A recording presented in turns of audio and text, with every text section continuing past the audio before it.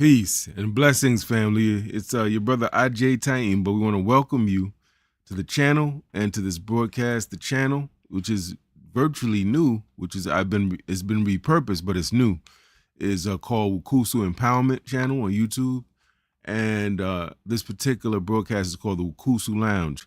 And in both of these spaces, we focus on growth, healing, learning, and genuine self-empowerment from the inside out, not the outside in. As I said, I'm Brother Ajay Tayam. I'm the author of one of my most recent traditional books, is WUCUSU, a Self-Empowerment Handbook, which I'm going to be using frequently. In fact, drawing from tonight for this session, as we talk about our journey to become our best and highest selves.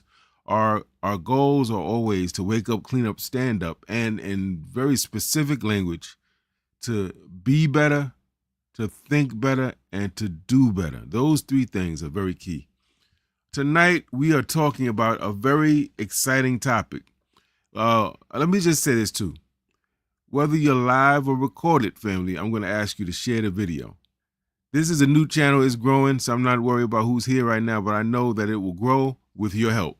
That said, we're talking about a very powerful topic, family, so powerful that our ancient ancestors revered this and made it universal law number one. We're talking about overcoming toxic thinking. Not on behalf of other people. That's another show, another broadcast. We're talking about our own toxic thinking. How do we manage that? How do we hopefully eliminate that or get on the road to eliminating that? I think it's important to frame this properly. The idea that how we think affects our actual lives and that affects matter, phenomenon outside of ourselves, is not new. It's ancient. It goes back to ancient times. And if you were to do the research, you would find, as I have, that you can find this in sacred scriptures, fables, proverbs, wise sayings from people all over the world. So, for example, in ancient Kemet, which the Greeks mistakenly referred to as Egypt, our ancestors taught the principle of mentalism. And the very first law, according to Thoth, right, according to those who are familiar with the Kabbalion, it's all encoded in the book called the Kabbalion. The very first law was the principle of mentalism. The all is mind, and the mind is all. Saying that everything in existence, including ourselves, was and is created by thought. That's very important. That's the first law, right? And then it's going further to say that it is, you may have heard the expression, we didn't catch it when we heard it, mind over matter. We got that backwards today. We focusing on everything we can see, and if I can't see it, I can't believe it, and we got it wrong. We know why we got it wrong. That's another show. But it's mind over matter, that it starts here as an invisible idea or thought that is manifested and brought into a material world. The Buddha said that the mind is everything, and what you think, you become. The world famous physicist, or I should say physics professor and teacher, Albert Einstein said, the world as we have created it is a process of our thinking. It cannot be changed without changing our thinking, right?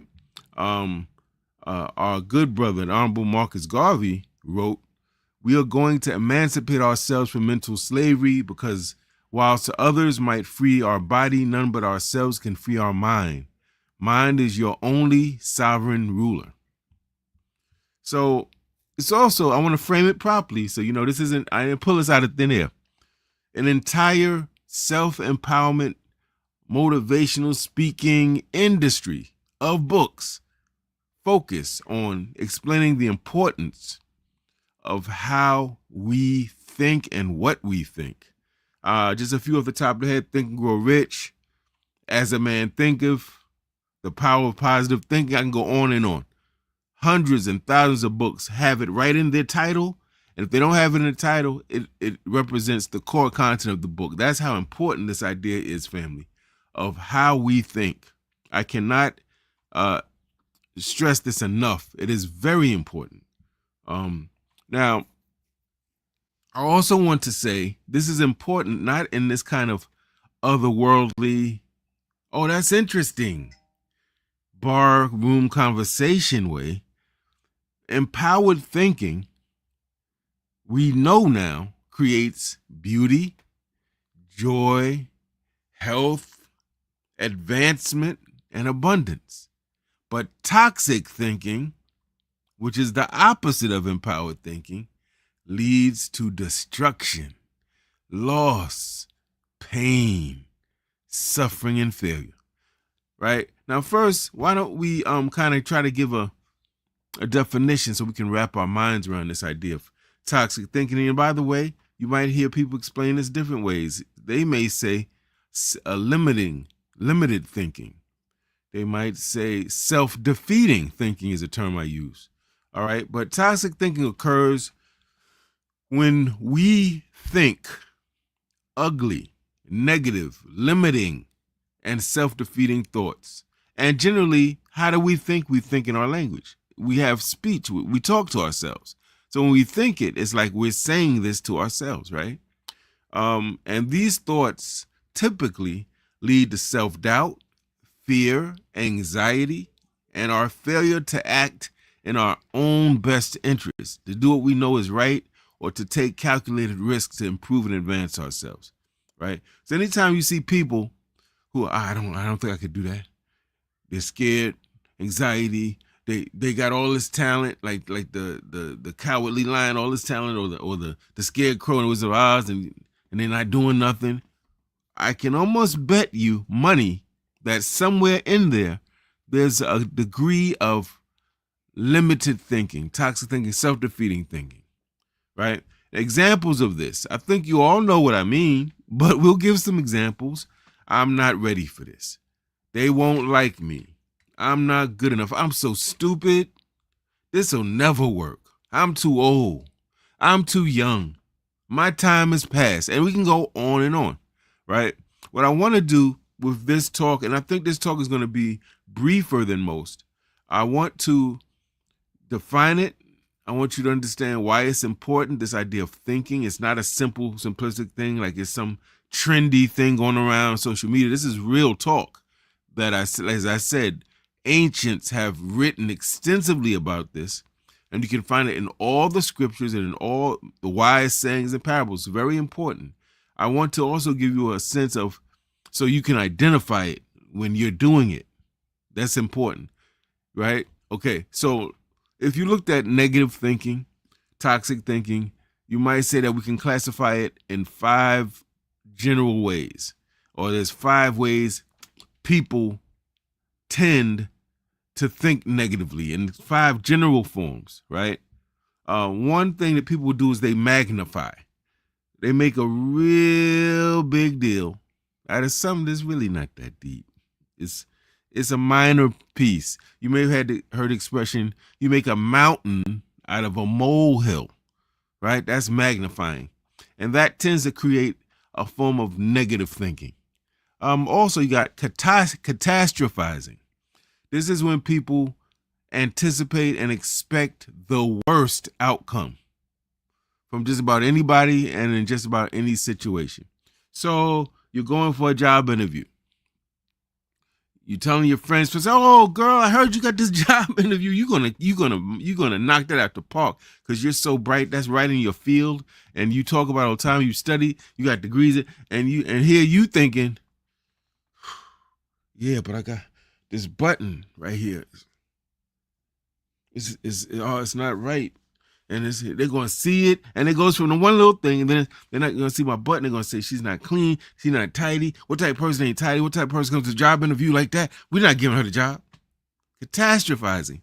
You look at the worst. You see the worst and everything. And if you think about it, it's like the first cousin of magnifying. They kind of intersect, right? You take one thing, and you kind of just build on it, and it becomes this avalanche of bad things, right?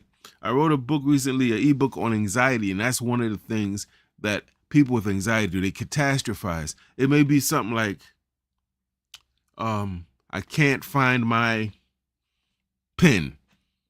And then that goes from I can't find my pen to, oh, I'm going late. I'm gonna go late. I'm gonna get fired. If I get fired, I won't be able to pay my bill. Right? So just from 0 to 60, it went from something that's relatively minor, that's an easy fix, to this really big deal. And those of us who don't do that might sleep on that, but people who go through that, that's very serious for them, family. And I would caution us to have empathy. That's very serious for somebody that goes through that, right? That sometimes they take something and it becomes much bigger than it is. The third thing, I guess, classification of toxic thinking, negative thinking, would be personalizing, right? This is when you blame yourself for everything. But when something undesirable occurs, right? We tend to see this around death, around someone very important to us, close us down. Oh, if I just would have, maybe not. I don't know if what you're thinking caused that, but that's what personalizing is. You blame yourself for everything. Oh, the reason they argue is because I should have. Everything is you, and it may have nothing to do with you. That's another form of negative thinking, right? Why? Because if you think you and your actions or lack thereof are at the root of everything negative, you're going to be less likely to do certain things for fear that you're going to muck something up yet again. And then there's a fourth one, which I think we're all familiar with. This is self-deprecative behavior. You know, you think ugly or humiliating or low vibrational things about yourself that make you come off or feel incapable, unworthy, pitiful, and pathetic. Self-deprecating. Now, there's a type of humor called self-deprecative humor that sometimes, like a person like Kevin Hart uses. He makes fun of the fact that he's short. He makes fun of his own family. And to some degree, it's endearing because it's the opposite of being like hyper arrogant. But when you really believe those things about yourself, that's not funny. And that can have very negative outcomes. And the last one I think we all know about because we know the word, scapegoating. Scapegoaters are people going to blame others for their mistakes. They're going to blame the teacher because they're not good in this subject. They're going to blame other people for poor decisions they made. They're going to blame other people for their undesirable outcomes, right? There's always someone else, right? Okay. So the reason that can lead to toxic thinking is because this person will never be able to hold themselves accountable. And they will always see the source of their problems as being external to them. And it's very easy to do. It's the low-hanging fruit. You know, I'm late today. That daggone bus. You know, the bus driver was over there running his mouth. Maybe if you'd have got there earlier, maybe that wouldn't have been a factor. So it kind of removes you, right, as the source of your problems or some of your conflicts. Now, it's important when we have the discussion. Oh, let me take a quick minute just to see a few comments, just to say hello. We got the Queen Bee. I call her Curvy McGurvy. Queen Brenda gives us WUCUSU. She says, thank you for the message. She's reminding people to please like, share the video. And she says these are jewels. She likes some of the content. And we have Black Coin. T2O, I think it says teach my brother. Thank you. Thank you both for your kind words. It is always nice to have to feel that you are being appreciated. That is a good thing. So we've gone over a lot. If you were with me when I started, we've actually covered a lot. We defined it. We told you the historical context. We told you that it comes from ancient Kemet, this idea that there's mind over matter, not matter over mind, and that everything in the universe, including us, came from thought. Consciousness is number one. Interesting, isn't it? And you hear the political folks saying, oh, you got to raise your consciousness. Spiritual folks saying, you got to raise your consciousness. That's for a reason. It's not mumbo jumbo, family. Trust and know it. We defined it. We gave examples of toxic thinking. We gave different types of behavior that's classified as leading to toxic thinking. And now I want you to know This is not just mumbo jumbo. This is not, like I said, just barroom conversation. Did you know that how you think actually affects your health? Did you know that? That's real talk. According to the Mayo Clinic, people who think positively about themselves and life in general, they say life is good. No matter what's happening, it's good. Yeah, it could be better, but I'm good. I like this. They find things. They search for things that are good. Right? Guess what? They live longer on average than those who don't. They have lower rates of depression than those who don't. They have lower rates of distress and physical pain than those who don't. They have a greater resistance to illnesses. They don't get sick as much. They're more resilient during times of stress and conflict. They have reduced risk of death from cancer. They have reduced risk of death from infections. They experience greater psychological and physical well-being. Now, if that's the benefits of thinking positively, then you can use deductive logic, and now you know the deficits of thinking toxically. It's the exact opposite of those things.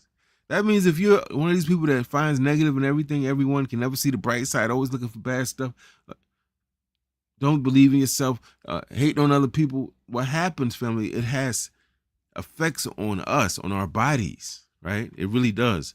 It means that you're going to be more likely to be sick, in pain, depressed, and all the things we went through. It's the opposite of some of the benefits that you have when you think positively. So I want us watching live or recorded version of this video, please take this seriously. Don't write this off. Oh, that's a bunch of that new wave spirituality. This is real talk. This is real talk.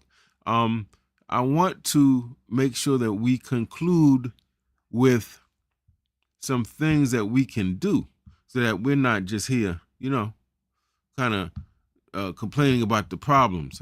There's two things that we can actually do. And one of them, family, these things you can do immediately. The first one is monitor your toxic thoughts, right? Take a day, a 2-day period. And I would suggest if you work during the week and you got weekends are light, maybe a Saturday is good for you to do this. Maybe a Sunday. Monitor your toxic thoughts. Write a journal and keep that with you or your smartphone. And like every time you think something like, oh, that'd be a good job, but I'm not going to get it. Write that down. Wow, that's such a fascinating sister or brother. They seem interesting. I'd like to know more about them. They come to my organization meeting, but they're not going to like me. Write it down. Oh, I want to go to this school. I want to join this organization. I want to start an organization. But then nobody's going to like it. Write it down. Those are all the toxic thoughts we're talking about. What will people say if I do this? What are my friends going to think if I do this? Write them down. Why? It's not to beat yourself up. You have to name it so you can claim it. You have to see it. You have to be able to monitor. That's what Brother RJ was talking. That's a negative thought. Because I want you to see how often you might be doing it. That's the other thing. I read an article. It said people in an average day think between 60 and 80,000 thoughts. Don't ask me how they could possibly know that. But that's a lot of thoughts. And if half or more of your 60 to 80,000 thoughts in a day are negative, wow, what type of effect would that have on your body? Your friendships, your relationships, your business, all the different things in your life. Just think about that for a minute, right? Okay, so you're going to write down when you have these negative thoughts. Boom, what it is. You don't have to write down the time. Just write down when you have the negative thought. Then I want you to take time to think about, why do I think that? Why, of all the thoughts I could have had, why did I think that? What does that mean about how I see myself?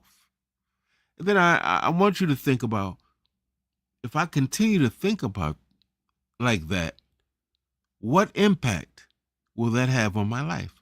So if you're saying, I want to lose weight, let's say you used to be in this tip-top shape, you want to lose weight, you don't necessarily want to be in that tip-top shape, but you want to be highly functioning. But let's say you weigh 500 something pounds. And your negative thought is, oh man, that's gonna take some. I'll never. People gonna be laughing at me, my big butt running. They're gonna be making fun of me. I'm not doing that. That's gonna take some. I've been out of shape. Oh well. What will that thinking? Where will that thinking lead you? Will that thinking help you to get in tip-top shape, or will that thinking help you get in worse shape or stay right where you are? I want you to give it thought, and you're gonna be really amazed at what you come up with. Wow, I see what he's saying. If I think this, I'm not gonna do anything about it, right? Whereas another person that weighs that's what we might call obese will look at it like, well, it took me a long time to get this way, and it might take me a long time to undo it. But if I change a little bit every day, I can't run one block. Okay, walk a block. I can't walk a block. Walk half a block. I can't walk half a block. Walk up your steps to your building, the entryway to your building. Walk up one flight of stairs. Walk up as far as you can go. Do it every day. Cut a little bit of sugar out every day, a little bit. Huh? That's what I'm saying. Take a little bit of fried food out. One day out the week, you don't eat any fried food. A few more days. Incorporate a little bit more fruit, a little bit more vegetables. And you'll see that thinking, that empowered thinking, if I do a little bit at a time, it may take me a long time, but I'll get there. We'll get you where you got to go. Whereas the negative thinking, oh, I'm so fat, I'll never lose this weight. People are going to laugh at me. That's going to keep you right where you are. This is what we're talking about, right? The other thing that I like you to try that's very interesting and incorporates a whole nother, I'm going to say a remedy that I write about in my book, WUCUSU, is I want you to get into saying positive affirmations. Now, herein we have another thing that people write off. Oh, yeah, you think that ain't nothing. Yeah, it is something, family. It is. Positive affirmations. Very important. It's so much of something that world famous actors, world famous athletes, and world famous leaders are known as a matter of record to use and to say to themselves positive affirmations. Why? Well, it's the same logic. It's building on the logic that we just talked about. If we're saying that you repeatedly saying, I'm ugly, I can't do nothing, I don't have nothing, I don't have value, nobody likes me. If you keep saying that, we told you where that will lead to your health, your relationships, your self-esteem. So what if you replaced all those negative thoughts with, I'm valuable. People respect me. I work hard for what I want, and I get it. I'm attractive. What happens then? Because we said when you have positive thinking, I listed about 8 different benefits, right? You change your whole life with that thinking. You ever see somebody, a couple, and one person, a couple was drop dead gorgeous, in your opinion, because, family, that's all in the eyes of the beholder. But one of the people in that couple you see walking hand in hand is drop dead gorgeous, and the other one is, in your opinion. And everybody said, did you say, yeah, I saw. What? How did he get with her? How did she get with him? Because you looking from the shallow aspect of how they look, right? But what you may not see is that there's something about the person that's much greater than how they look. And you also may not see that the person that you think is not as appetizing, it may be the way they think. There's people who a lot of people find unattractive who are so confident and have such interesting conversation and have such interesting ways of looking at things and make you feel welcomed and at home and are kind and funny that you get to a point you're not even concentrating on how they look. I've seen people who have disabilities, right, with so-called normal people, and the same thing comes out. How did they get it? Well, maybe they're not looking at him like that. And maybe they're not looking at him like that because their beauty so outweighs and outshines those things that everybody else gets caught up in. They're not even looking at that. Huh? And meanwhile, you got people that drop their goals, all that, and they're shallow as all get out. And the things that count are not there, right? Okay, positive affirmations. I want you to do two things. One, when you look at that list of those negative thoughts you had, one by one, I want you to take that negative thought and turn it into a positive affirmation. Really simple and very profound. So, I'm a loser, I'll never do nothing. I want you to say, or you're afraid of everything. I want you to be able to say, I fear nothing. I want you to say, I fear nothing. If you believe in God and you believe that there's a power in the Almighty Divine, I want you to say, I and the Divine are one. And through the God, all things are possible, which means that with me, all things are possible. If I'm linked up with that power source, I can do anything. Right? And you got to say it and believe it. So I want you to take whatever the negative thought is. I'm going to give an example. Let's say you go about your day. You say, I'm going to do what this brother IJ says. You do it Saturday. You say, oh, I got this big test coming up for my job, civil service job. I can get a big promotional advancement and pay or whatever. But what's my thought? I'm never going to pass that test. I want you to take that. Ask yourself, why are you saying that? What is that thinking? Where's that thinking going to lead you? And then be proactive. Take that and make it a positive affirmation. So instead of I'm never going to pass the test, you might say, I'm going to prepare properly for that test and I'm going to ace it. Right? I want you to say that to yourself. Now, here's the thing with affirmations. An affirmation could be like reading a book. You ever read a book and you wasn't really reading it? Can't tell nobody what you read, don't remember, it was just kind of dry, you just going through the motions. Affirmation requires belief, unwavering belief, and great feeling. So when you say an affirmation, whether you say it out loud or you're reading it, I attract and manifest peace, opportunity, and abundance daily. You don't say it like you're weak and you're scared to say it. You say it like you mean it, like you believe it. They have a whole category of affirmations called I am affirmations that start with I am. There's a whole thing in the spiritual world that I am has power, right? So you say, I am victorious. I am a lifelong learner. Or you could say, without I am, you could say, I will do well on tests. I will have deep substantial relationships. I will succeed in everything I do. I will come up with incredible ideas. I will display wonderful, marvelous creativity, right? And you say it like you mean it, like you believe it, right? I would even suggest what I do now is mirror work. I go to the mirror and I will say these things in the mirror. And there's something really powerful about it because you're looking right at yourself. Right in your own eyes, right? So I would say, take that negative thought, convert it into a positive affirmation. And I would say in the morning when you get up, when there's not a lot of people around and you worried about who's going to hear you and all this type of stuff, get out the bathroom. We got to get in the bathroom. Get up early, say your affirmations, maybe pick one or two that you can memorize. Start small and say, for this week or this month, every day I get up, I'm going to say this affirmation. Which, remember, you flipped it from a negative, toxic thought. You're going to say it with meaning. This doesn't mean you got to yell so people on the 8th floor hear you. It just means you say it with conviction and purpose, and you look directly at yourself. You ain't doing this for nobody. You're doing this for you, and that mirror reminds you of who you're doing this for. You look in the mirror. If you don't want to do that, you can do it right in your seat. Right in your seat. And every morning you can say, close your eyes. And you can say your affirmations. It could be part of your morning devotional. That's going to be another broadcast. We're going to talk about what is a morning devotional. What are components? And we're going to get into it. I'll show you little pieces of mine, but we're going to get into how you create your own. All right. So you memorize one or two of these empowering affirmations. Look in that mirror or close your eyes. Say it to yourself. And guess what, family? You can get to a point you may not have to say it out loud. You can also affirm silently.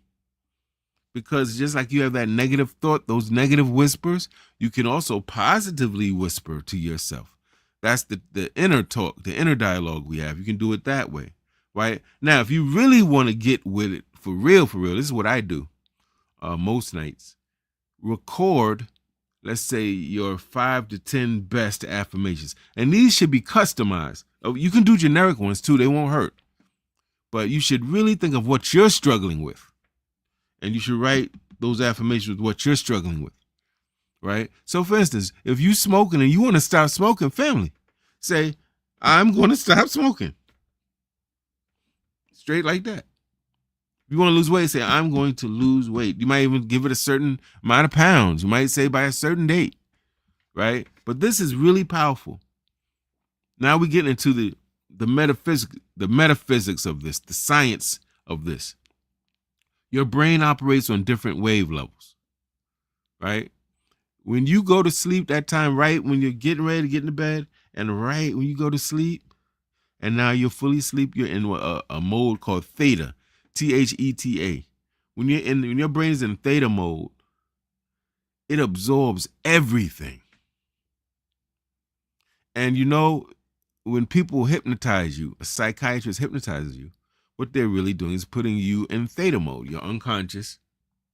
Your guards are gone. Your inhibitions are gone. It's the true, raw you now that they're talking to. This is why people can remember things under hypnosis they couldn't remember. Very, very deep. That subconscious mind records everything. And it's very powerful. And it accepts everything you tell it. Which is why when you say, I'm a loser, that's a terrible thing. Because even if you're not asleep, you keep saying that to yourself, your subconscious mind going to say, okay, I'm a loser. And you're going to attract all types of losing situations and scenarios. All right. So anyway, record these 5 to 10 affirmations in your voice. If you could do it, your custom made affirmations. Record them on your smartphone, whatever. Take a little video editor. You can use I think every laptop has some type of editor. iPhones have editors, probably Android too. Put some music behind it that's soothing. You don't want no heavy metal with this, family. You want some.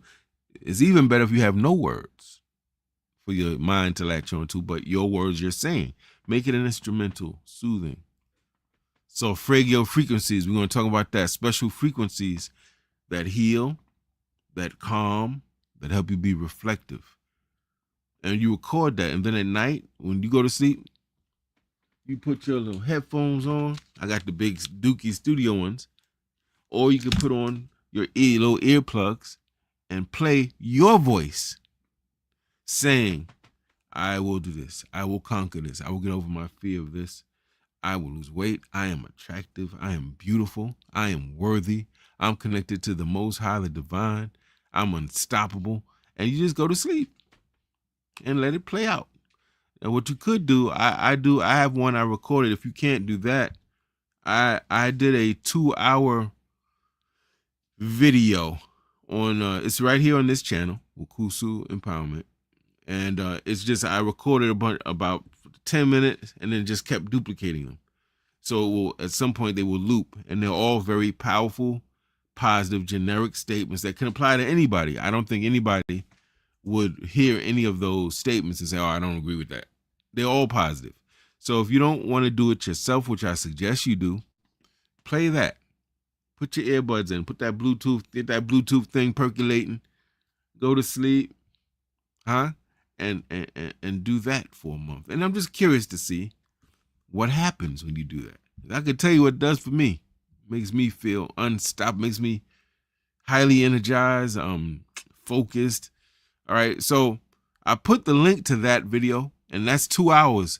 Why? Because this is the time you're going to sleep, so you might want something a little longer, right? It's in the description section of this video. And I think we have one more comment I want to get to. So Brenda says, the Queen says, hearing your affirmations in your own voice is a game changer. It absolutely is. It absolutely is. And remember though, some people don't want to do it. So I'm trying to make it accessible to everybody. The hypnotist doesn't use your voice when he puts you under. He uses his voice. So you can use other people's voices, but I would agree. I think your voice is just more powerful, more authentic. It's you, right? It just makes sense, right? So we went through a lot today, fam. We covered a lot. We defined what toxic thinking is. We gave examples. We showed you different forms of it. We talked about how it can affect your actual health. This is real talk. And we gave 2 very potent ways of at least trying to manage it. First, to identify them, writing them down, right? Then we said use positive affirmations. Take the negative thoughts, flip them, make them positive, and say these things in the mirror when you meditate or pray right before you go to sleep, right? We covered a lot. Now, if you found value in this broadcast, please, family, support the movement here. A movement to get ourselves better, to wake up, clean up, and stand up, to be better, to do better, and to think better. No one could be against those things, right? So please, if you like this, like, share, and subscribe to the channel. Let other people know, share the video, and please leave a comment. I would love to know about your feelings about what we discussed. I'd love to know, if you don't mind sharing, of course, were there times when you used affirmations and you felt like it helped you?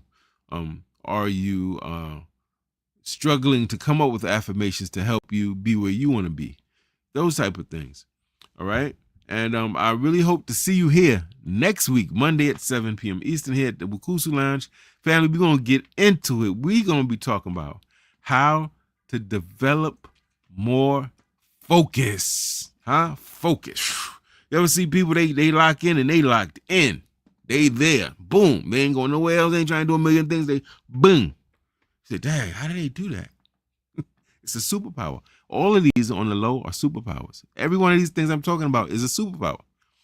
And we're going to talk about how you can develop more focus. All right, family? I think I may have a few more comments. Okay, Queen Brenda says she can't wait for the next one. She says it's your voice you hear when it's negative talk. So yeah, flip it. Use your voice when it's positive. That makes sense to me. Right? Family, I hope to see y'all next week. Don't front on me. Don't front on yourself. Because I don't care what nobody's talking about. This is about what you going to do for you. You want the relationship, you want a house, you want this. Everybody has a laundry list of what we want. And you know what? A lot of that can be unlocked and can be energized by answering one question. What you going to do to position yourself to not have to chase none of that, where your energy and your vibration and the work you put in attracts that, puts you in places where those people, those situations are right there, right? That's very important. So we see you then, family.